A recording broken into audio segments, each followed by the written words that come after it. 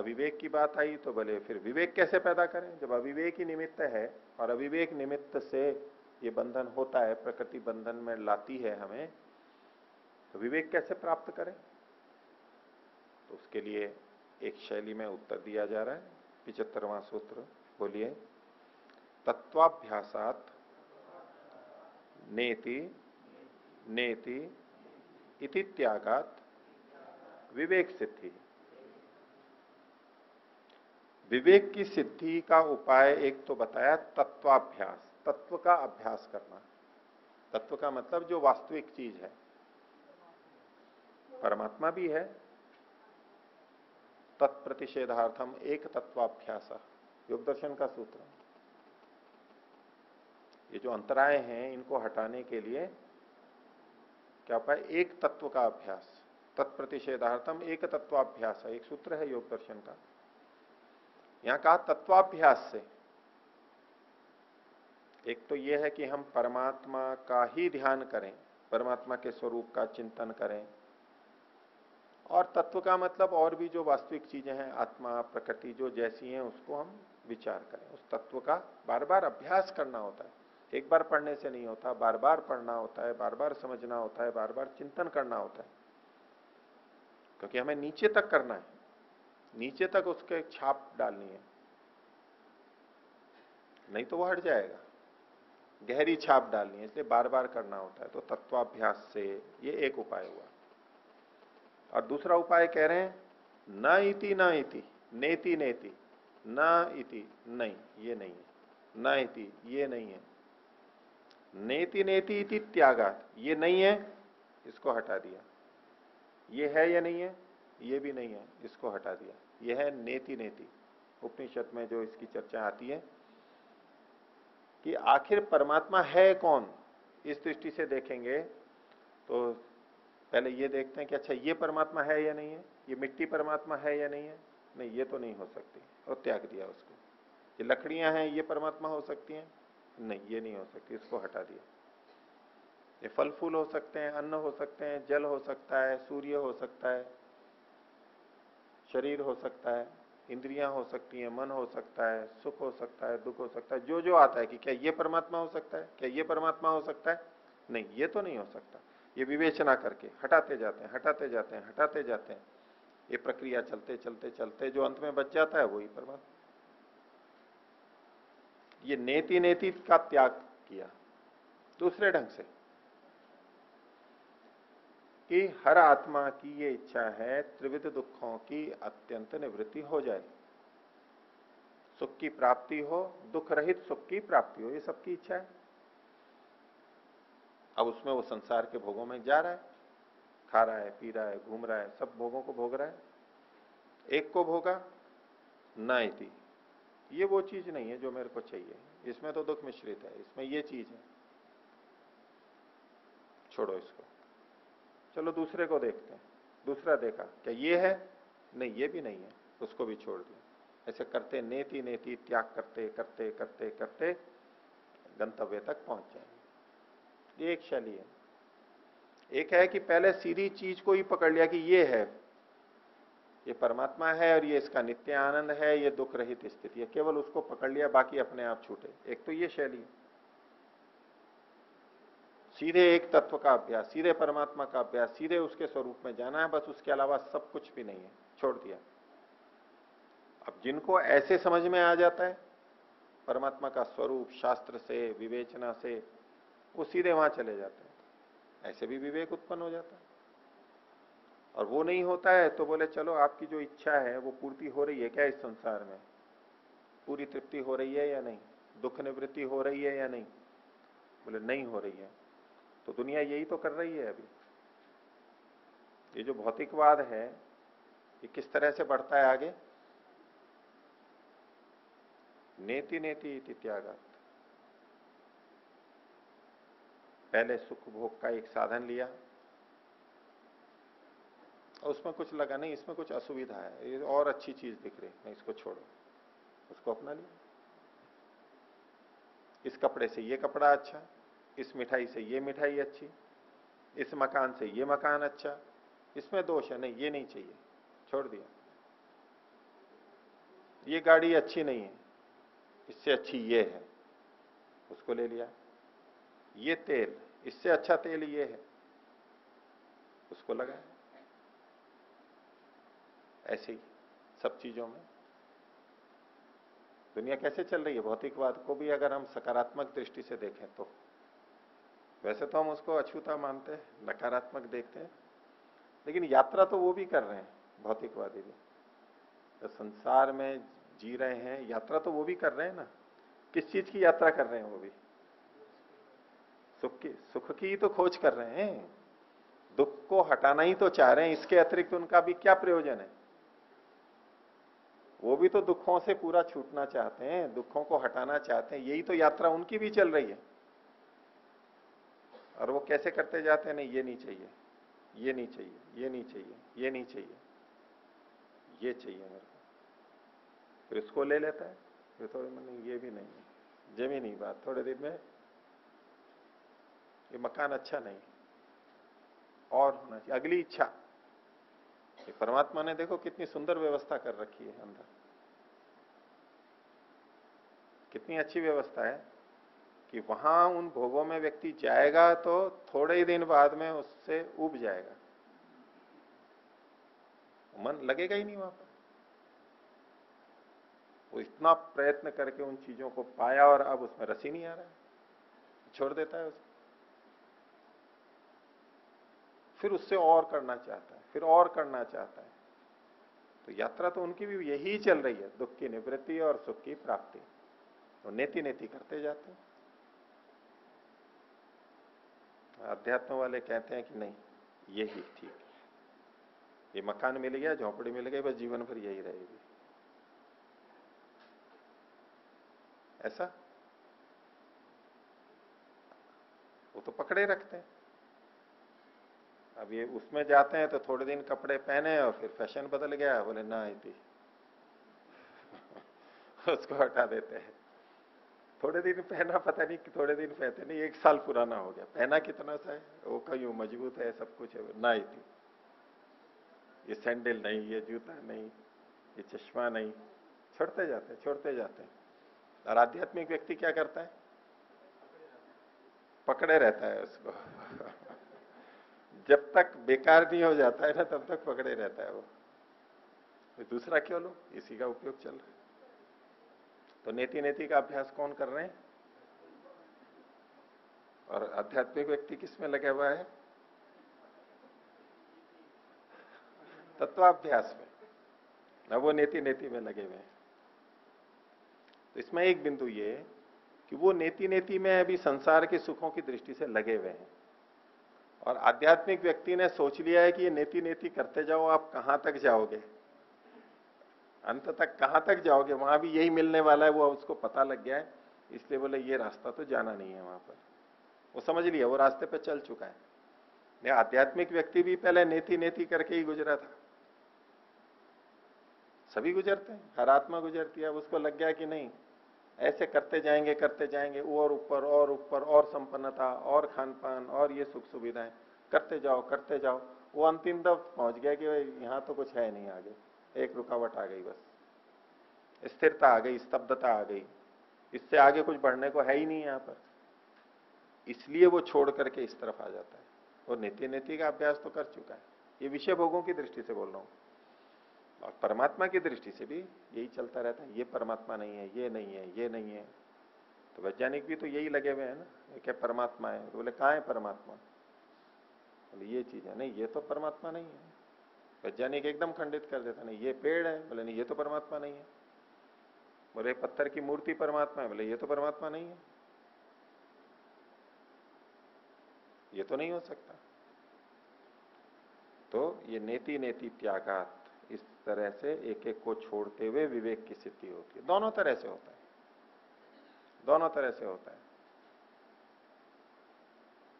तो तत्वाभ्यासात नेति नेति त्यागात विवेक सिद्धि, ये प्रक्रिया है, इससे गुजरना पड़ता है।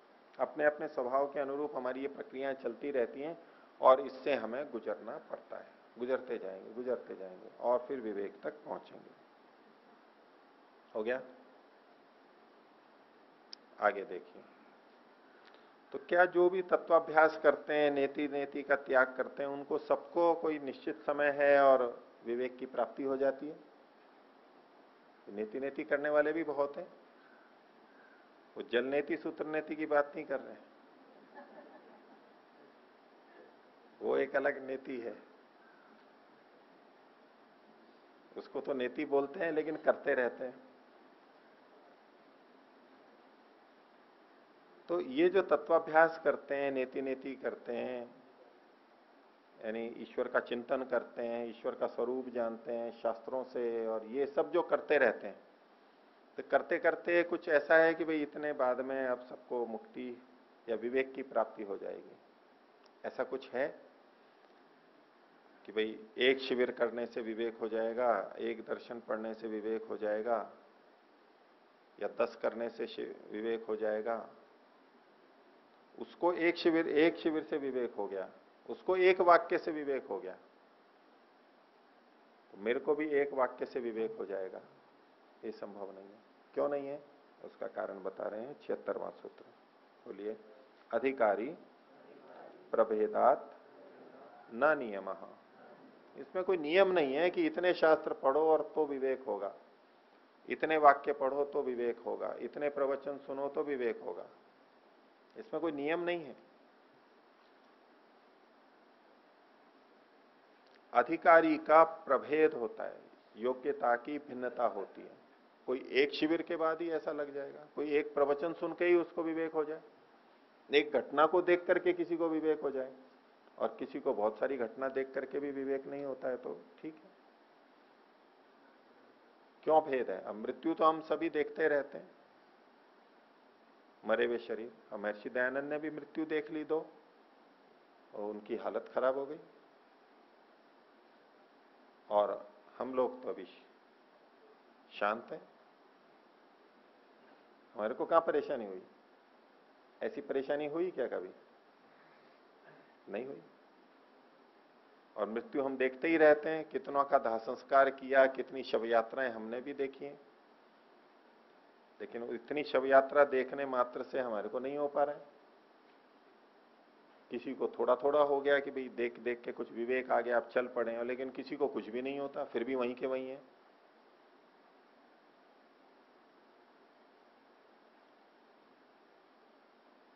यक्ष युधिष्ठिर संवाद में एक आश्चर्य की पूछे, सबसे बड़ा आश्चर्य क्या है दुनिया का?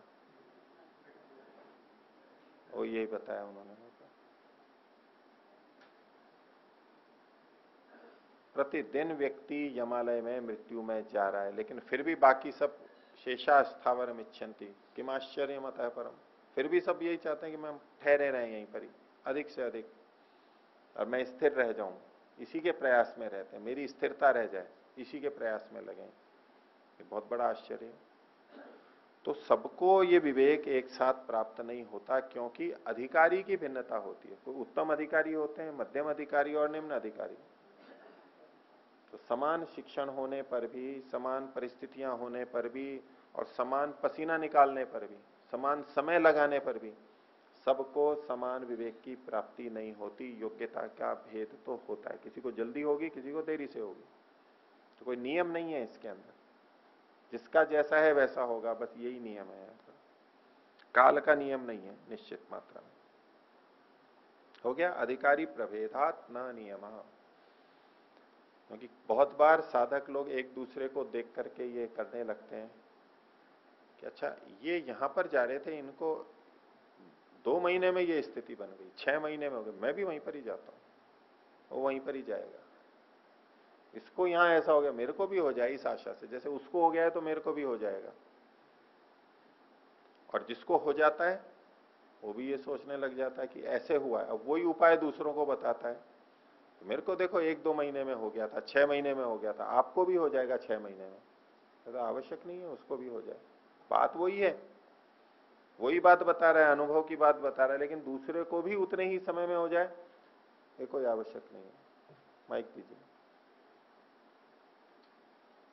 तो अधिकारी प्रभेदात न नियम। अपने को ये तो बोध रखना ही चाहिए कि हमारे में अधिकारी का भेद है, योग्यता का भेद है। जैसे कि संसार में कोई व्यापार में गया, एक ने व्यापार किया, बोले वो इस धंधे में गया, कपड़े के व्यापार में गया, देखो कितना पैसा हो गया, लोहे के व्यापार में गया, कंप्यूटर के में गया, देखो पैसा हो गया, वो तो तब मेरे को भी इतने ही दिन में हो जाएगा, ये तो कोई आवश्यक नहीं। बोलिए। ये तो अपने अपने कर्मों के बंधन के अनुसार, केवल कर्म नहीं, उन कर्मों के अनुसार जो हमें शरीर बुद्धि आदि मिले हैं, एक तो ये भी वास्तविकता है, उसके कारण योग्यता का भेद है। और अभी जो प्रयत्न चल रहा है वो कितना उपयोग कर रहा है जागरूकता से, उसका भी भेद होता है। एक बुद्धिपूर्वक प्रयत्न कर रहा है, एक बिना बुद्धि के ऐसे ही मेहनत तो लगा रहा है लेकिन वो समझ से नहीं लग रही है, तो उसकी बुद्धि उसकी उसकी जो मेहनत है वो व्यर्थ जैसी चल जाती है। बहुत सारी मेहनत करते हुए भी उतना नहीं कर पाता है। बुद्धिपूर्वक तो करना ही होता है सारा, लौकिक कार्यों को भी और आध्यात्मिक को भी। इसी से अधिकारी का भेद हो जाता है। तो पिछले कर्म के अनुसार मिला शरीर बुद्धि आदि, ये भी, और अभी के प्रयत्न कितनी बुद्धिपूर्वक चल रहे हैं वो भी, इन दोनों से उसका अधिकारित्व तो पता लग जाता है। तो अभी चल रहा है वो भी तो कर्म के अनुसार तेज या तो नहीं होता, केवल कर्म के अनुसार नहीं चल रहा है। अगर यूं मानेंगे तो सब कुछ कर्म के अनुसार चल रहा है तो अभी के पुरुषार्थ की कोई बात ही नहीं हुई। फिर कोई भी चल रहा है, बोले इसके कर्म थे इसलिए ऐसा चल रहा है, पुरुषार्थ भी करता हो तो पुरुषार्थ भी लेना होगा। वही मैं कह रहा हूं, दोनों बातें। अगर हम यूं कहने लगे भाई ये अध्यात्म में जा रहे हैं, आपको कहें कि भाई ये देखो शिविर में होकर के आई हैं इतने दिन, तो बोले इनके तो संस्कार हैं, ठीक है, इसमें आपकी विशेषता कुछ नहीं है, तो इनके संस्कार हैं। नहीं, उसकी भावना को पकड़ो, मैं जो कहना चाह रहा हूं। ऐसा कह करके कोई इसको हल्का फुल्का ले ले। एक बच्चे के मान लो 80-90% अंक आए, दूसरे के कम आए, मान लो 40, 50, 60, 70, उससे कम आए।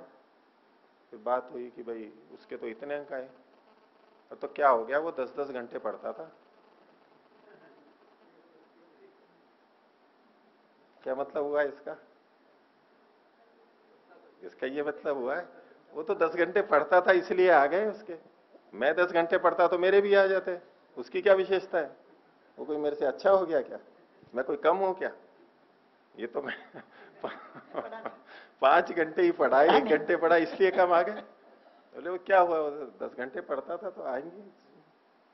अब ऐसे ऐसे वाक्य बोल करके तो क्या कि इसका ध्यान में बहुत मन लगता है। हाँ, पिछले संस्कार हैं इसके, यानी अभी कोई पुरुषार्थ नहीं, उसको महत्व तो नहीं दे रहे। हाँ ठीक है, पुरुष है, खूब देखो कितनी प्रगति कर गई, उसके अपने कर्म हैं। यानी कर्म तो अपने आप ही कहीं से आ गए हैं। कर्म भी हैं तो कर्म भी तो उसने किए हैं, कभी मेहनत की है तब वो कर्माशय बनाए। संस्कार भी हैं तो उसने बनाए हैं तब है संस्कार। ये कोई बात हुई क्या? बोले इसने खूब प्रगति कर ली, इसके पास तो सब साधन है प्रगति कर ली। साधन यूं ही जुट गए हैं क्या? कर्म और संस्कार भी, तो उसका भी अपना पूरा मान महत्व देना ही चाहिए हमारे को। लेकिन केवल उसके आधार पर भी नहीं है, वर्तमान का पुरुषार्थ भी है। दोनों को हमेशा साथ में रखना है।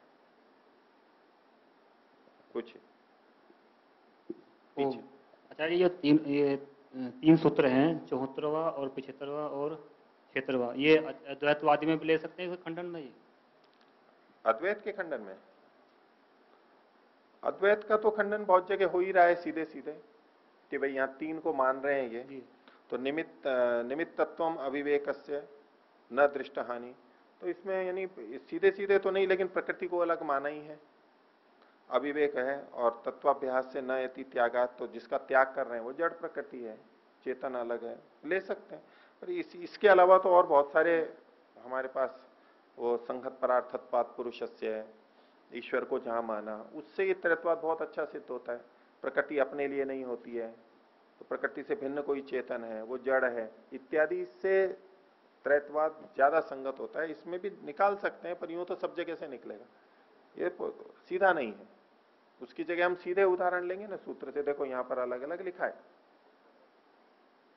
धन्यवाद।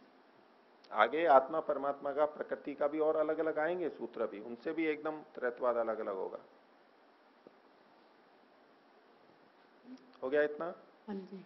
पूछिए आचार्य जी, ये बार बार प्रसंग आता है कि पिछले संस्कार हैं और पुरुषार्थ, जी क्या किसी तरीके से इनको जान सकते हैं कि पिछले संस्कारों से हमें क्या क्या मिला है, पिछले कर्मों से, कर्मों के फल से, और पुरुषार्थ क्या है, इसको अलग अलग कर सकते हैं किसी तरीके से? एक सीमा तक कुछ स्थल पे हम कर सकते हैं। जैसे आपको जो परिवार मिला या हम सबको जो परिवार मिला, ये हमारे पिछले कर्मों से, वैसे हमारे पिछले कर्म हमारा ही पुरुषार्थ है, पर ठीक है अभी का नहीं है इसलिए हम कह रहे हैं उसको अलग से, तो वो हमारे कर्मों के अनुसार मिला है, कोई संदेह नहीं है। मनुष्य शरीर मिला, इसमें कोई संदेह नहीं है। ठीक है। जैसा हमारे को शरीर मिला है, जैसी योग्यता वाला अपने माता पिता के अनुरूप, वो हमें हमारे कर्मों के अनुसार मिला है। ठीक। अब इसके बाद में हमने अच्छा दिनचर्या आदि रख के अपने शरीर को अच्छा बनाया, ये हमारा पुरुषार्थ दिखाई देता है। साथ में हमने लापरवाही की, शरीर रुग्ण हो गया, क्षीण हो गया, ये हमारा अपुरुषार्थता हमें दिखाई देती है। तो आगे बहुत सारी चीजें होती हैं, वो दोनों चलती रहती हैं। जो भाग्य से हमें मिला है उसका उपयोग, उसी शरीर का, इंद्रियों का, बुद्धि का उपयोग लेते हुए ही तो हम पुरुषार्थ कर रहे हैं। तो पीछे का किसी का अच्छा है तो वर्तमान का पुरुषार्थ भी जुड़ करके परिणाम ज्यादा अच्छा आ जाता है। पीछे का कम है, शरीर आदि बुद्धि इंद्रिय ठीक नहीं है, तो पुरुषार्थ होते हुए भी कम आता है। तो मिला जुला होता है, लेकिन पुरुषार्थ से हमारे को क्या क्या है ये हमें पता लगता है। धन कमाया है, ये अपने पुरुषार्थ से कमाया है। अभी किसान ने खेत में अन्न पैदा किया है, पुरुषार्थ से किया है। हाँ, जमीन मिली परिवार से जो मिल गई, वो कर्म के पिछले कर्म से हो गया। अभी मेहनत करके नई जमीन खरीदी है, पता लग रहा है कि हमारे मेहनत से किया है। रोटी भोजन बनाते हैं, ये हम अपने कर्म से कर रहे हैं। नहाते हैं, धोते हैं, कपड़े पहनते हैं, कपड़े सिलते हैं, ये सब चीजें जुटाते हैं, ये हम अपनी मेहनत से कर रहे हैं। ये भाग्य से नहीं मिला हुआ है। ये जो चीजें जहां हमारा सीधा पुरुषार्थ दिखाई दे रहा है उसको तो माने ये पुरुषार्थ से।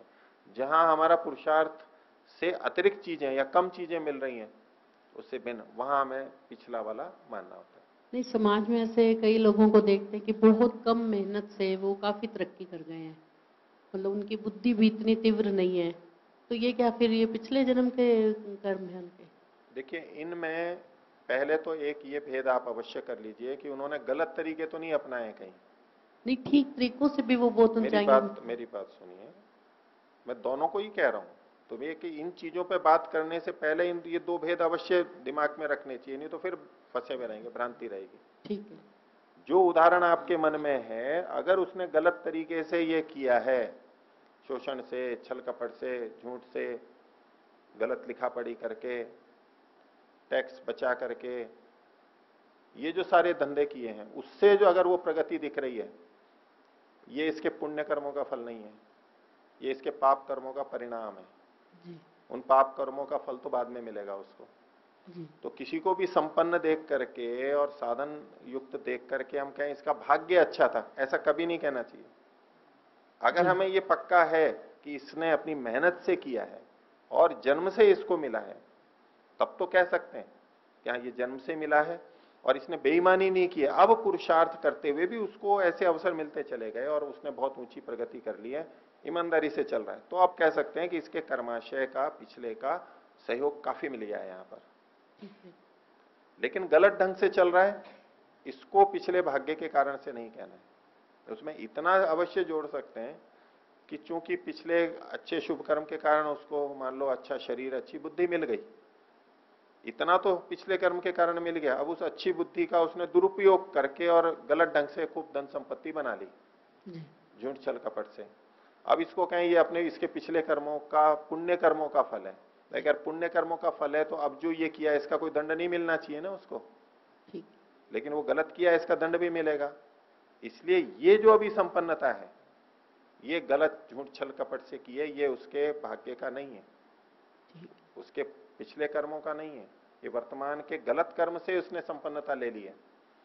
लेकिन आज लोक में हर जगह हम यही बोलते रहते हैं, कोई भी संपन्न देखा इसका भाग्य बहुत अच्छा है,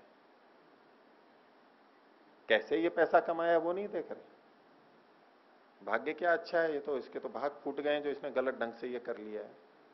इसको तो अभी आगे पता लगेगा, ये जो अभी संपन्नता दिख रही है, खूब उछल रहा है, खुश हो रहा है, अलग गलत तरीकों से कमाया है, ये तो बाद में पता लगेगा इसको कि ये इसका सौभाग्य है या दुर्भाग्य है। और हम लोग तो प्राय करके उसको सौभाग्य ही समझते हैं। कोई बड़े पद पे आ गया, वो बहुत रिश्वत ले रहा है, खूब संपन्नता आ गई, बोले इसके भाग्य थे तभी तो ऐसा हुआ। हर कोई थोड़ा ना इस पद पे आ जाता है, इसका भाग्य था।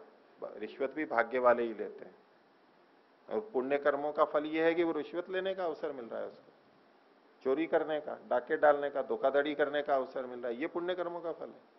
ये वर्तमान के गलत कर्म है उनके।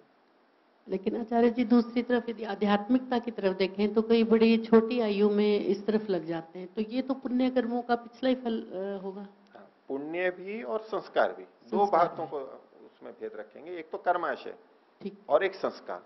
संस्कार उसकी पिछली साधना से पड़े, उसने विवेक वैराग्य का अभ्यास किया, जैसे आज हम लोग कर रहे हैं। हाँ, यही मैं पूछ ऐसे ही अगला जन्म लेंगे तो वहां यूं लगेगा कि देखो कुछ किया हुआ है। कैसे जल्दी से जा रहे हैं। हमारे साथ भी ऐसा ही होगा, या अभी जो हमारे बीच में जो बचपन से लग गए हैं उनके साथ ऐसा पिछला भी है, बड़ों के साथ भी कुछ ना कुछ है। लेकिन कुछ व्यक्ति अनुभव करेंगे कि ये तो मेरा इसी जन्म में ही किया है मैंने, तो पिछला तो ऐसा कुछ लगता नहीं था, अब ही किया है, पिछला तो बहुत थोड़ा बहुत होगा, नहीं तो अभी का है। और किसी को लगेगा ही नहीं, ये सब इस समय का तो नहीं है, ये तो अचानक और बहुत तेजी से हो गया है, वो पिछले संस्कार के कारण। धन्यवाद। तो अधिकारी प्रभेदात न नियम, इसमें कोई ये नियम नहीं होता है कि इतने दिन में वैराग्य हो जाएगा, इतने दिन में विवेक हो जाएगा। अपनी अपने अधिकार योग्यता के अनुसार इसमें समय का भेद रहेगा। तो अब ये जिसने विवेक की प्राप्ति कर ली है तो उसको तो अब भोग नहीं होना चाहिए। पीछे सारी बातें चल रही हैं, जिसको विवेक हो गया तो बंधन नहीं रहेगा, बंधन नहीं मतलब भोग नहीं रहेगा उसको। तो विवेकी व्यक्ति को कोई भोग नहीं मिलेगा, इस तरह की जो बातें आती हैं। तो उसके लिए आगे के कुछ सूत्र बताए जा रहे हैं। तो 77वां बोलिए, बाधित अनुवृत्ते है मध्य विवेक तो अपि उपभोग। मध्य विवेकता, जो विवेक के मध्य में है, यानी विवेक की प्राप्ति जिनको हो गई है, उनमें भी बाधित अनुवृत्ति है। बाधित की अनुवृत्ति होने पर, जैसे संस्कारों से हम बाधित हो जाते हैं भोग भोगने में, उस तरफ बढ़ जाते हैं, उस तरह की अनुवृत्ति देखे जाने से विवेकी व्यक्ति में भी हो सकती है। विवेकी व्यक्ति में बाधित की अनुवृत्ति से उसमें उपभोग देखा जाता है। वो बंधन से एकदम छूट नहीं जाता है, शरीर छोड़ के चला नहीं जाता है, उपभोग होता रहता है उसका। और ये किन के लिए कहा जा रहा है कि जिसने वृत्ति के स्तर पर तो विवेक को प्राप्त कर लिया है, नियंत्रित रखता है अपने को, विवेक की स्थिति में बना के रखता है, लेकिन अभी संस्कार दग्ध बीज नहीं हुए हैं। अविद्या के संस्कार विद्यमान हैं, लेकिन ज्ञान के स्तर पर, वृत्ति के स्तर पर वो अपने को पूरा विवेक की स्थिति में बनाए रखता है। विषय भोगों की इच्छा नहीं होती है, वैराग्य रखता है। ऐसे व्यक्ति का भी ये भोग चलता रहता है, क्योंकि अभी अंतिम स्थिति नहीं आई है। वैसे विवेक हो गया है उसको, व्यवहार में वो विवेक को ला रहा है, आचरण में आ गया है उसके विवेक। लेकिन ये जो विवेक आचरण में आ रहा है, ये प्रयत्न से आ रहा है, ज्ञान को उभारने से आया हुआ है, स्थिति बना के रख रहा है, तो अभी सहज नहीं हुआ है। अगर प्रयत्न छोड़ दे, वो ढीला छोड़ दे, तो संस्कार फिर उभर जाएंगे उसके। तो जो विवेक के अंदर है, अभी विवेक को जिसने प्राप्त भी कर लिया है, बना के रखा हुआ है, उसका भी बाधित की अनुवृत्ति होने से, यानी जो संस्कार हैं उसकी आवृत्ति होने से उपभोग होता रहता है, बीच बीच में हो जाएगा उसको भी उपभोग। और इससे ऊंची स्थिति है जिसने विवेक तो प्राप्त कर ही लिया है और संस्कारों को भी दग्धबीज कर दिया, अविद्या के संस्कारों को भी दग्धबीज कर दिया है। ऐसा जो व्यक्ति है उसको कहते हैं जीवन मुक्त। क्या उसका उपभोग समाप्त हो जाता है? मध्य विवेक में जो है उसका तो अभी चल रहा है, लेकिन जिसने विवेक भी प्राप्त कर लिया और संस्कार भी दग्धबीज कर दिया, क्या उसका भी उपभोग चलता रहता है? अब तो कोई प्रयोजन नहीं है उसको जीवन का, तो उसका उपभोग समाप्त हो जाएगा, ये चलता रहेगा। तो उसके लिए अगला सूत्र है 78वां, बोलिए, जीवन मुक्तश्च। जो जीवित रहते हुए मुक्त किस जैसा है, शरीर में रहते हुए जो मुक्त जैसा है ऐसा, उसका भी उपभोग तो चलता रहता है, क्योंकि शरीर चल रहा है उसका भी। जो शरीर छोड़ करके मुक्त होते हैं उनको नितांत मुक्त कहते हैं, पूरी तरह जो मुक्त हो गया है। और ये वो हैं जो शरीर भी है और मुक्त अवस्था में भी पहुंच गए हैं, वृत्ति निरोध है, संस्कार भी दग्ध बीज कर लिए, इनको जीवन मुक्त कहते हैं। तो शरीर का उपभोग तो जीवन मुक्त का भी चलता रहेगा, अभी समाप्त नहीं हो जाएगा। कि विवेक अब तो परिपूर्णता से आ गया है, अब विप्लव विवेक ख्याति आ गई है, संस्कार के स्तर पर भी विवेक आ गया है, तो अब तो बंधन नहीं रहना चाहिए उसका, क्योंकि अविवेक ही बंधन का कारण कहा गया था। तो बोले नहीं, उसका भी उपभोग चलता रहता है। और ये जीवन मुक्त क्यों आवश्यकता है, जीवन मुक्त क्यों चलने चाहिए, तो उसके लिए अगला सूत्र का, ये जीवन मुक्त स्थिति बनती कैसे, उसके लिए क्या आवश्यक होता है, तो उसको अगले सूत्र में कहा, बोलिए, उपदेश्य उपदेष्टृत्वात् तत्सिद्धि। उपदेश्य और उपदेष्टि, उपदेश्य कहते हैं जिसके लिए उपदेश दिया जाता है, यानी सीखने वाला शिष्य, और उपदेष्टि यानी उपदेष्टा, वो है जो उपदेश देने वाला है। तो उपदेश लेने की सामर्थ्य भी जब होती है लोगों में, और उपदेश देने की सामर्थ्य भी होती है, जब ये दोनों होते हैं तो तब तत्सिद्धि, ये जीवन मुक्त स्थिति की सिद्धि होती है। उपदेश देने वाला भी चाहिए और उपदेश लेने वाला भी चाहिए, नहीं तो जीवन मुक्ति नहीं हो पाएगी। अगर इस तरह के व्यक्ति संसार में न रहें तो उन ऊंचाइयों पर शीघ्रता से नहीं पहुंचा जा सकता। अभाव नहीं है, जा सकते हैं, लेकिन जब ये चलते रहते हैं तो शीघ्रता से, अनुकूलता से स्थितियां बनती हैं।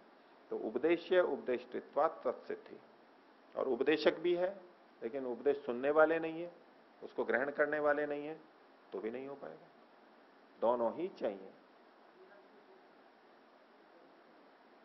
उपदेश्य और उपदेष्टि, छात्र और गुरु, उन दोनों के योग्य होने पर जीवन मुक्त ये स्थिति होती है। अगला सूत्र, श्रुतिश्च, और श्रुति भी इस बात को कहती है कि जीवन मुक्त अवस्था होती है। कोई कहे कि नहीं, तर्क तो ये कह रहा है कि अविवेक हटते ही मुक्ति हो जानी चाहिए, नितांत मुक्ति, बोले नहीं, श्रुति भी कहती है। कुछ ऐसे वचन मिलते हैं जिससे पता लगता है कि जीवन मुक्त होने के बाद भी ये जीवन चलता रहता है, शरीर चलता रहता है, इसलिए जीवन मुक्त का भी भोग चलता रहता है। और यदि ये जीवन मुक्त ना हो तो क्या होगा, ऐसे व्यक्ति ना हो, अनुभवी व्यक्ति ना हो तो क्या होगा, तो 81वां सूत्र बोलिए, इतर्था अंध परंपरा। इतर्था यानी ऐसा नहीं हो तो दूसरा जो पक्ष बनेगा उसमें तो फिर अंध परंपराएं चलेंगी, जैसे कि आज भी चल रही हैं। तो अंध परंपरा का कारण क्या है, अधिकांश का कारण क्या है कि उनको वैसा ही बताया गया है, वो उन पे वैसा ही विश्वास करके चलते हैं, मान के चलते हैं, और बताने वाले उनके उस विश्वास का दुरुपयोग कर लेते हैं। जैसा उनको पता है, जाने अनजाने, उचित अनुचित, वो वैसा ही बताते रहते हैं और वो परंपराएं चलती रहती हैं। तो जैसे अन्य क्षेत्रों में, जैसे चिकित्सा का अधिकार सबको नहीं मिलता, तो सामान्य थोड़ा बहुत कोई कर ले, लेकिन चिकित्सा के लिए पंजीकरण चाहिए। इंजीनियर योग्य होना चाहिए, एक विधि बना रखिए। अनुभव से भी सीख जाते हैं, वो भी योग्य होते हैं, लेकिन योग्यता होनी चाहिए। उससे हम कुछ सीखते हैं, उसका, उस विशेषज्ञ की हम सलाह लेते हैं, उसके अनुसार करते हैं, किसी भी क्षेत्र में। ऐसे ही ये भी अध्यात्म का क्षेत्र भी, तो हर किसी को कुछ भी बोलने का अधिकार नहीं होना चाहिए, नहीं तो अंध परंपराएं चलेगी, गलत गलत मान्यताएं चलेंगी, जैसे कि समाज में चल रही हैं आजकल। तो ऐसे योग्य व्यक्ति जिनको विवेक हो गया है, वो भी इस जन्म में चलते रहते हैं, चलने चाहिए, जिससे कि अंध परंपराओं पर रोक लगे, अंध परंपराएं न चलें, सही परंपराएं चलती रहे। इतर्था अंध परंपरा। और ये जीवन मुक्त है, ये क्यों भोग को भोगता रहता है, क्या कारण है उसका, तो उसको समझाने के लिए एक उदाहरण दिया। तो अगला सूत्र बोलिए, 82वां, चक्र भ्रमणवत धृत शरीर। ये जो जीवन मुक्त है ये धृत शरीर वाला होता है, शरीर को धारण किए हुए ही रहता है, शरीर छूट नहीं जाता है उसका। जबकि शरीर होना बंधन का द्योतक है, उसने विवेक प्राप्त कर लिया है, फिर भी शरीर है, बंधन है, तो शरीर को धारण किए हुए रहता है। कैसे? चक्र के भ्रमण के समान। तो उदाहरण पहले आपके सामने रखा था, ये वो सूत्र है कि जैसे कुम्हार का चाक जिसपे वो बर्तन बनाता है, दिए बनाता है, कुल्हड़ बनाता है, उसको वो घुमाता है, जब तक घुमाता है तब तक तो चलता ही है, उस डंडे से ताकत लगाता है, और जब डंडे को उठा के रख देता है तब भी उस डंडे से दिए गए वेग के कारण से वो चक्कर चलता रहता है, चलता रहता है, बहुत देर तक चलता रहता है, आश्चर्यजनक रूप से देर तक चलता रहता है। अगर हमने पहले नहीं देखा हो, हम सोचें कितनी देर में रुकेगा, तो हमें लगेगा ये थोड़ी देर में रुक जाएगा, लेकिन खड़े खड़े देखते रहो तो हमारी कल्पना से अधिक देर तक वो चलता ही जाता है, चलता ही जाता है। नए नए बच्चे जब उसको देखते हैं कि अब रुके अब रुके, वो चलता ही जा रहा है, चलता ही जा रहा है, बहुत देर तक चलता है, क्योंकि उसकी धुरी ऐसी अच्छी होती है और संतुलन ऐसा अच्छा होता है कि वो घूमता रहता है, घूमता रहता है। और कुम्हार इसी तरह करता है, समान वेग से। हमारे जैसा करे तो कहीं ऊंचा नीचा हो जाए तो यूं टेढ़ा मेढ़ा अगर घूमेगा तब तो जल्दी रुक जाएगा, वो अड़ जाएगा कहीं, लेकिन कुम्हार ऐसे करता है कि वो बिल्कुल सीधा घूमता रहता है, वो उसके कुशलता है, अभ्यास है। तो अब वेग नहीं है, फिर भी जो डंडे का सीधा वेग लग रहा था वो नहीं है, फिर भी वो चल रहा है, क्यों? जिस डंडे से वेग दिया था, जो बल लग चुका था, वो उसमें है और वो चलाता रहेगा उसको। तो यहां पर ये डंडा तो ऐसा है जैसे कि हमारा प्रारब्ध, जिन कर्मों के कारण से ये शरीर मिला था और एक वेग मिल गया हमारे को, प्रारब्ध कर्म। विवेक होने पर संचित कर्म तो समाप्त हो जाएंगे, वो अब फल नहीं देंगे, अगला जन्म नहीं देंगे, लेकिन जिन कर्मों के कारण ये जन्म मिल गया है हमें, मनुष्य शरीर, अंतिम शरीर जिसका भी है जीवन मुक्त का, उन कर्माशय का, उस कर्माशय का यानी प्रारब्ध का वेग तो अभी चल ही रहा है। कुछ हम भोग चुके, वो जो भी जीवन मुक्त है वो कुछ तो भोग चुका है, अब जीवन मुक्त हो गया, अभी भी कुछ भोगना बाकी है, तो वो वेग चल रहा है जब तक चल रहा है। तो उस वेग के कारण से वो शरीर को धारण किए हुए रहता है, रुक नहीं जाता है एकदम से। तो उसका समझाने के लिए यहाँ का चक्र भ्रमणवत धृत शरीर है, चक्र के कुलाल कुम्हार के चक्र के भ्रमण के समान वो शरीर को धारण किए हुए रहता है, बस उसका चक्र चल रहा है, अभी शरीर चल रहा है, जिस समय रुका और बस अब वो मुक्ति में, अब दोबारा नहीं चलेगा वो चक्र, अब फिर जन्म नहीं लेगा। तो जीवन मुक्त का भी भोग होता रहता है, विवेक प्राप्त वाले का भी भोग होता है, उसके तो संस्कार भी होते हैं, लेकिन जीवन मुक्त के संस्कार नहीं होते तो भी उसका भोग चलता रहता है।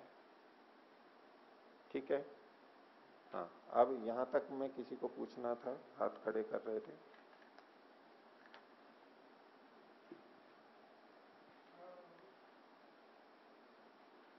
पूछिए पूछिए। आचार्य जी, वहां पीछे दीजिए। ये भोग के बारे में जैसे बताया कि जब तक उसके प्रारब्ध के भोग पूरे नहीं हो जाते तब तक वो उस व्यक्ति जो जीवन मुक्त है उसका देहांत नहीं होगा, ऐसा है। तो ये जाति आयु भोग में ये माना जाए कि जब तक उसके भोग हैं तब तक उसकी आयु है, ऐसा निश्चित माना जाए? ऐसा निश्चित माना जाएगा, पर साथ में निमित्त वशात अकाल मृत्यु आदि होती है, वो भी तथ्य ध्यान में रखना है। अपने कर्माशय के कारण से निश्चित भोग और निश्चित आयु मिली है, इसमें कोई दो राय नहीं, लेकिन इसका यह अर्थ नहीं है कि मृत्यु का समय बिल्कुल निश्चित है, इसी समय ऐसे ही मृत्यु होगी, क्योंकि वो तो एक तथ्य था। और वर्तमान के हमारे कर्म और अन्यों द्वारा जो जैसे आदि भौतिक दुख हो जाते हैं, कुछ भी बाधा हो गई, किसी ने मार दिया और कुछ हो गया, असावधानी से हो गया, वो भी तो प्रभाव डालते हैं। उन दोनों को मिला के देखें तो मृत्यु अनिश्चित है, तो इसका भी जीवन मुक्त पे भी यही घटेगा। पिछले कर्म का जो वेग है वो जब तक चल रहा है वो तो चलाता रहेगा एक निश्चित समय तक, लेकिन इसके बीच में किसी ने बाधित कर दिया तो बाधित हो जाएगा, समाप्त। मुक्ति उसकी उसके बाद भी हो जाएगी तत्काल, बस उसके बाद मुक्त है वो। अब उसके लिए ये नियम लागू नहीं होगा कि कुछ कर्म बच गए भोगने से तो वो अब उसको भोगेगा, नहीं। दूसरे जो बद्धात्मा है उनका यदि जीवन बीच में छूटता है तो जो कर्माशय बच गया, प्रारब्ध का भाग बच गया, वो फल बचा हुआ आगे भोगेगा वो, लेकिन जीवन मुक्त के लिए नहीं लगेगा। धन्यवाद। हो गया।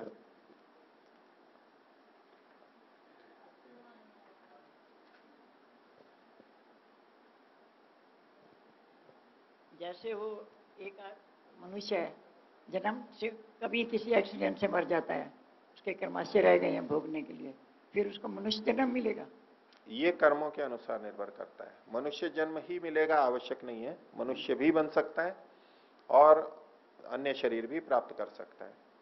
जिस समय वो मरा उस समय तक किए गए उसके कर्म इस जन्म के अच्छे बुरे जो भी थे, और इस जन्म में जब वो आया था, प्रारब्ध उसको इस जन्म के लिए हो गया था, तो जो संचित बचे हुए थे वो सारे पीछे के, वो सब मिला करके यदि पाप और पुण्य बराबर हैं या पुण्य अधिक है, तब तो मनुष्य जन्म हो जाएगा। यदि वर्तमान के और पिछले मिला करके पाप अधिक हैं तो अन्य शरीरों में जाएगा। तो मनुष्य शरीर ही मिले, ये आवश्यक नहीं है, मिला जुला होता है। अन्य शरीरों में तो भोग भोगेगा ना, फिर भोग भोगेगा, तो वो जो पाप कर्म है उनको भोगेगा, भोगते भोगते वो पाप क्षीण होते जाएंगे, और फिर जब बराबर हो जाएंगे पाप पुण्य, फिर मनुष्य जन्म मिल जाएगा। साधारण मनुष्य। साधारण नहीं बोलिए, हाँ पुण्य अधिक होते हैं तो देव शरीर मिलता है। अब जो बराबर होने पे मनुष्य जन्म मिलता है, महर्षि ने वहां भी स्पष्ट लिखा है कि ये पाप पुण्य की तुल्यता तो है, लेकिन पाप और पुण्य भी तो सबके अलग अलग होते हैं। भाई किसी के पास 50 रुपए हैं और 50 रुपए की देनदारी है तो भी बराबर है, 100 पुण्य 100 पाप है तो भी बराबर है। अब किसी के पास 1 लाख पुण्य और 1 लाख पाप है तो भी बराबर है, अंतर हुआ ना। ये तो प्रतिशत की दृष्टि से बराबर हो रहे हैं। अब किसी के पुण्य बहुत अच्छे हैं, बहुत अच्छे हैं, किसी के हल्के पुण्य हैं, ये भिन्नता तो रहेगी। तो उसमें भी पाप पुण्य के आधार पर भिन्नता रहती है कुछ। और पीछे दे दीजिए, पीछे। जैसे आचार्य भी बता रहे थे आप कि अकस्मात मृत्यु हो जाती है यदि व्यक्ति मोक्ष को प्राप्त हो गया है, जैसे मोक्ष को प्राप्त हो गया लेकिन मृत्यु हो जाती है उसकी अकस्मात, और कुछ भोग से मोक्ष को प्राप्त हो गया ये मत बोलिए, जैसे वो उस अवस्था जीवन मुक्त हो गया है और उसकी बीच में अकस्मात मृत्यु हो जाती है, कुछ कर्म भोगने को शेष रह गए, ठीक है।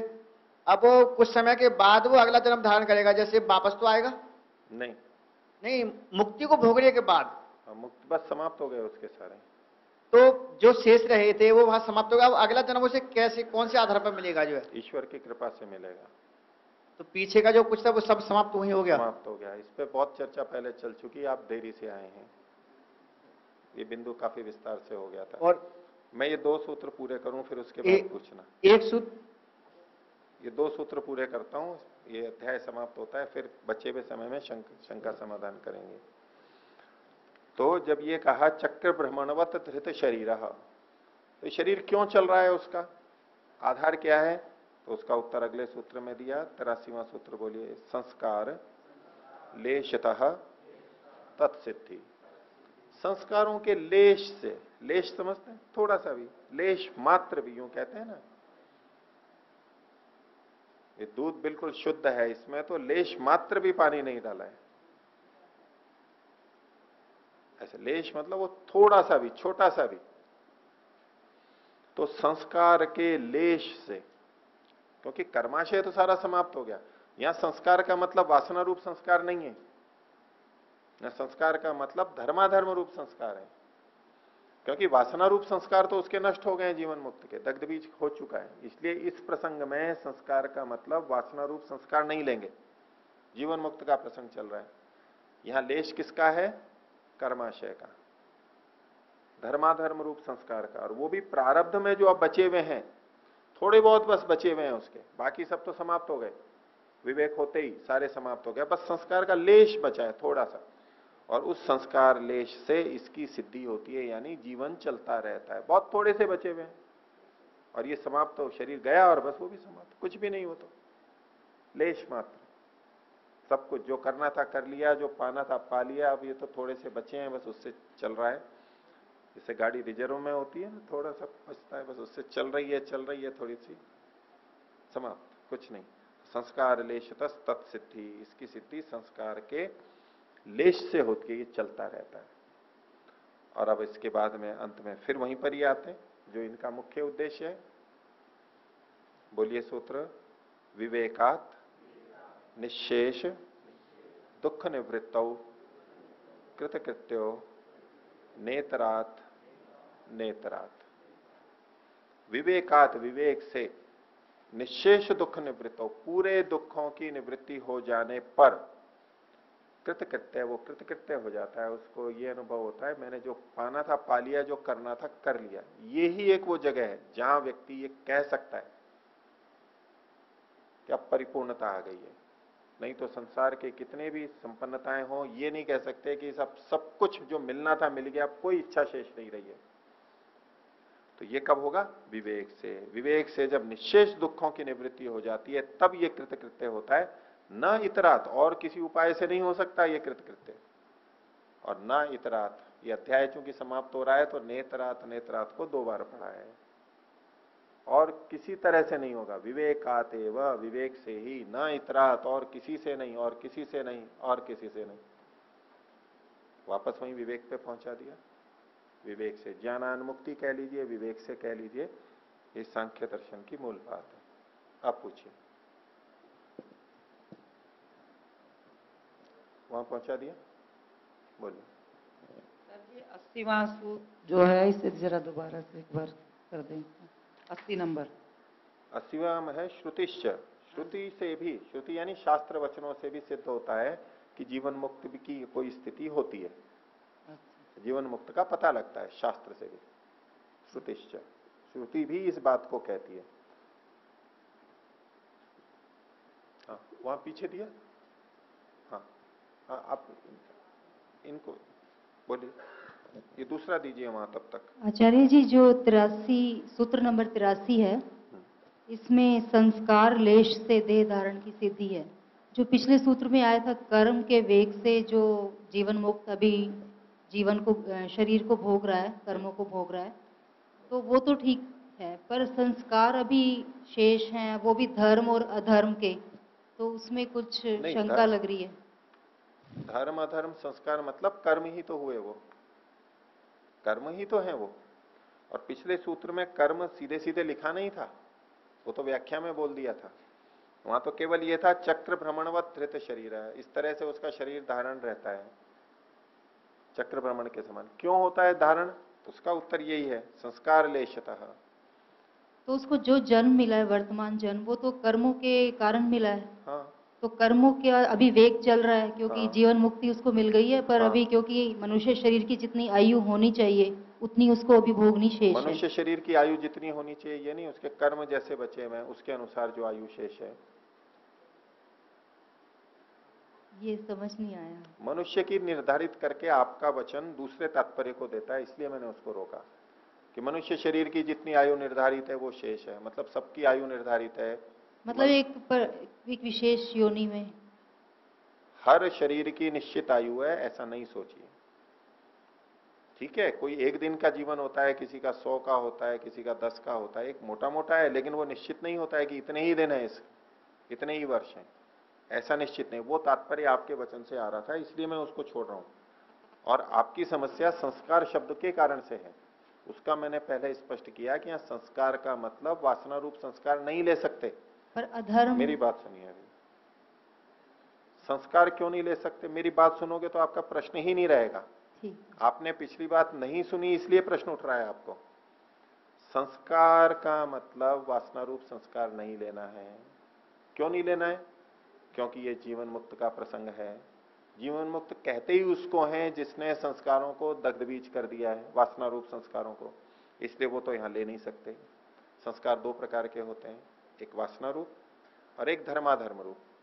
धर्माधर्म रूप संस्कार का मतलब है कर्माशय कर्म, धर्म का मतलब है पुण्य, अधर्म का मतलब है पाप। तो धर्माधर्म संस्कार जो मैं बोल रहा हूं इसका मतलब है कर्म।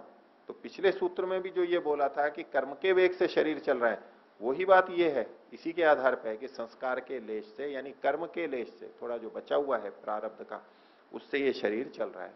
अब बोलिए। अब यदि उसकी मृत्यु अचानक हो जाती है, स्वाभाविक नहीं है, अकाल मृत्यु, एक्सीडेंट इत्यादि से, तो फिर वो जो कर्म का लेश जो बचा हुआ था वो उसका क्या होगा फिर? इसका उत्तर नहीं दिया मैंने, आज भी अभी दिया और पहले भी इसकी चर्चा आई थी। बद्धात्मा के लिए तो बचे हुए कर्मों का फल आगे मिलेगा, मुक्तात्मा का जो बच गया समाप्त, अब वो कुछ नहीं करेगा। जो लेश बच भी गया है, आकस्मिक मृत्यु हो गई है, तो वो अब उसको रोकेगा नहीं, वो मुक्ति में जाएगा, वो भी समाप्त हो गया इसके साथ साथ। तो इसका अर्थ ये हुआ कि जीवन चल रहा है तो बस इसलिए वो उसको भोग रहा है, बस यही है। जी बोलिए। आचार्य जी, आजकल लोग आत्महत्या बहुत कर रहे हैं, जैसे किसानों का मामला है, बहुत आत्महत्या हो रही है, नौजवान भी कर रहे हैं। तो आत्महत्या के जो कारण है, क्या कोई निश्चित होता है उनका कारण, ये मृत्यु का? निश्चित कुछ नहीं है, अनिश्चित है। अपनी परिस्थिति से कोई इतना निराश हताश हो जाता है, उत्साह रहता नहीं है, तो ऐसा वो सोच लेता है कि इस कष्ट से मर के मैं मुक्ति पा लूंगा, उसको अगले जन्म तो दिखाई नहीं देते। अभी पार्लियामेंट उसमें ही हुआ, और यदि आत्महत्या की एक पेड़ पर चढ़कर, और यदि कोई जानता भी है कि अगले जन्म होते हैं, तो भी ये सोचता है कि आगे देखेंगे, अभी तो छोड़ो, आगे पता मिलेंगे नहीं मिलेंगे, कुछ संदेह तो बना रहता है। अगर उसको ये पक्का हो कि आगे भी मेरे को फल मिलना ही है और इस आत्महत्या का दंड और मिलेगा, तो कभी भी आत्महत्या नहीं करेगा। लेकिन उनकी मानसिक स्थिति ऐसी बन जाती है, ज्ञान है नहीं, अविवेक की स्थिति है, तो वो मृत्यु को हितकारी मान करके अधिक कष्टों से बचने के लिए कम कष्ट का वर्ण कर लेते हैं और मृत्यु को चले जाते हैं। तो ये अपना एक कर्म है, एक पाप कर्म है, ये नहीं करना चाहिए, आत्महत्या नहीं करनी चाहिए। अगर हमारे साथ अन्याय अत्याचार हो भी रहा है तो भी जैसे है इस जीवन को चलाते रहें, परमात्मा की न्याय व्यवस्था से जो अतिरिक्त हमको कष्ट हो गया है अन्यों से, उसकी क्षतिपूर्ति होगी, या हमारा पिछला कोई कर्माशय वो घट जाएगा, हमारी हानि तो नहीं होगी, हमारे साथ अन्याय नहीं होगा। इसलिए जीवन को तो जब तक है मनुष्य शरीर को विशेष रूप से चलाते रहना चाहिए, और उन कष्टों के होते हुए भी जो हमको साधना करनी है, अध्यात्म की तरफ बढ़ना है, वो अवसर तो लेते रहना चाहिए, उस तरफ कुछ कार्य कर सकते हैं। जीवन कैसा भी कष्टप्रद हो तो भी साधना तो कुछ कर ही सकते हैं, बल्कि इन कष्टप्रद स्थितियों से हम अपने को वैराग्य पे लेके आते हैं, जल्दी वैराग्य आता है, समझ आती है चीजें संसार से, तो उसका तो उपयोग हमें करना चाहिए, आत्महत्या नहीं होनी चाहिए। अब बोलिए। उस समय उसकी समझ तो ऐसी होती नहीं, उसका आवेश में या किसी दुख में होता है, आत्महत्या कर लेता है। ठीक है। तो अगला जन्म उसे अगर मिले मनुष्य योनि में, तो क्या वो कारण जो था उसका, या कर्ज था, या कुछ भी कारण दुख रहा हो, क्या उससे अगले जीवन में उसे उसका भोगना पड़ेगा उसे? जो उससे बिल्कुल भोगना पड़ेगा, जो कर्म बच गए वो भोगने पड़ेंगे, जो आत्महत्या की उसका दंड अलग मिलेगा उसको, और जिन पुण्यों के कारण से शरीर मिला था और उसका उसने उपयोग किया नहीं, बीच में ही समाप्त कर दिया, तो वो भी उसके समाप्त हो गए। जो पुण्य थे जिनके के कारण ये शरीर मिला था, उसको उसने तोड़ दिया, समाप्त कर दिया, तो गया उसका वो पुण्य तो समाप्त हो गया, व्यर्थ हो गया, और दंड मिलेगा अलग। अब अगला जन्म फिर नए कर्मों के अनुसार मिलेगा, जो भी मिलेगा। शेष जीवन उसका जो बाकी रहेगा वो नहीं मिलेगा मनुष्य योनि में, पुण्य नहीं मिलेगा उसको। जो जिस पुण्य के कारण से शरीर मिला है, इंद्रियां मिली हैं, बुद्धि मिले हैं, वो तो खर्च हो चुका। अब जो नया पुण्य का फल मिलना था वो नहीं भोगा, वो तो आगे मिल जाएगा। लेकिन जो मिल चुका है, अब जैसे हमने होटल पे जाके या भोजन लिया या कोई पात्र वगैरह खरीद लिया हमने पैसे दे करके, वो तो हम भुगतान कर चुके हैं। अब वो बर्तन है उसको हमने तोड़ दिया, या जो भोजन लिया है उसको हमने बिखेर दिया, तो पैसा गया हमारा, वो तो हमारा कट चुका है। तो इसलिए अगर कोई बीच में आत्महत्या करता है तो जो जितनी कीमत चुका के शरीर मिला है वो तो गया, वो पुण्य तो गया। वो ये नहीं कह सकता कि मेरा तो अभी इतने साल के लिए ये शरीर मिला था, इतना पुण्य था, मैंने तो 20-30 साल ही शरीर चलाया, बाकी का जो समय बचा हुआ है वो पुण्य मेरा बचा हुआ होना चाहिए, आगे मिलेगा। भाई उसको खत्म किसने किया है? आपको तो दे दिया था, आपको मकान बना के दे दिया इतने लाख रुपए का, वो आपने उसको तोड़ दिया, तो वो तो आपकी इच्छा है, उसके बाद यूं थोड़ा ना कहेंगे कि नहीं मैंने तो इतने रुपए दिए थे, आपने गारंटी ली थी कि इतने साल तक चलेगा, तो अब मैंने भी तोड़ दिया है तो अब ये तो मेरे को मिलना चाहिए, वापस मकान मिलना चाहिए। ऐसे नहीं, वो तो खुद ने तोड़ा है, खुद ने आत्महत्या की है, इसलिए वो पुण्य तो गए उसके, ये हानि भी है। जिस कारण से उसने की, कारण खड़ा रहेगा जी उसका? नहीं, कारण आवश्यक, जिस कारण से की है आवश्यक नहीं है, क्योंकि नई जन्म में कहाँ क्या परिस्थिति होगी वो तो अलग होगी, वो कारण रहे या आवश्यक नहीं है।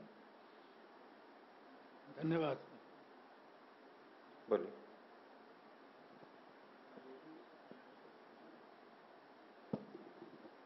जाति आयु भोग प्रारब्ध के कारण मिलते हैं हमें, तो आयु जाति के हिसाब से सबकी बराबर है या कमती बढ़ती है? कम बड़ी हो सकती है ना, है जी, कम ज्यादा हो सकती है। अच्छा, हमें कैसे पता लगेगा जी? हमने मान लिया 7 दिनों से उम्र हमारी बढ़ गई या नहीं बढ़ी,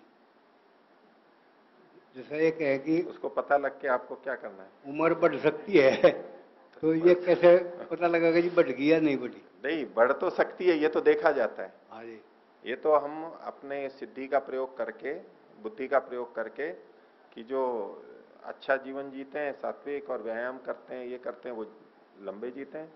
जो नशे पते में रहते हैं वो शरीर क्षीण हो जाता है, ये हम प्रत्यक्ष देखते हैं। तो उसके लिए हमें खुद का पता लगे नहीं, उनको देख करके भी हम सीख लेते हैं, पता लग जाता है। उसमें तो आपको भी कोई संदेह नहीं है। हाँ, अंतिम प्रश्न। क्या आचार्य जी मुक्ति प्राप्त करने की जिसकी योग्यता बन चुकी है, वो इस स्तर से किसी लोभ आदि के कारण, या कोई उसको बड़ा कोई ये कहे कि तुझे राजा बना दें, कुछ वो बना दें, वो गिर सकता है या नहीं? असंभव है, नहीं गिर सकता वो, क्योंकि ये जीवन मुक्त के लिए आप पूछ रहे हैं, उसके संस्कार भी दग्ध बीज हो गए, वो संभव ही नहीं है उसका गिरना, वो आकर्षित होगा ही नहीं। वो तो सबको हे कोटि में पहुंचा चुका है, तब तो वहां पहुंचा है। ये सब हे हैं उसको, सब छोड़ छाड़ करके आ गया, वो गंदगी है उसके लिए, वो हीन कोटि में है, वो उसको ग्राह्य ही नहीं है। यही तो विवेक हुआ है उसको, वो कभी नहीं उसकी तरफ जाएगा। ठीक है, धन्यवाद आचार्य। प्रणाम ध्वनि।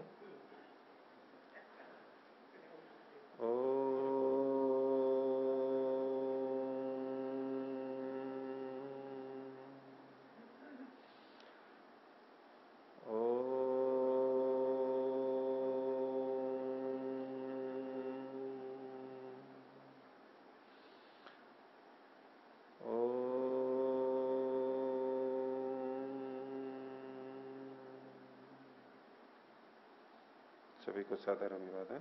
ओम शांति।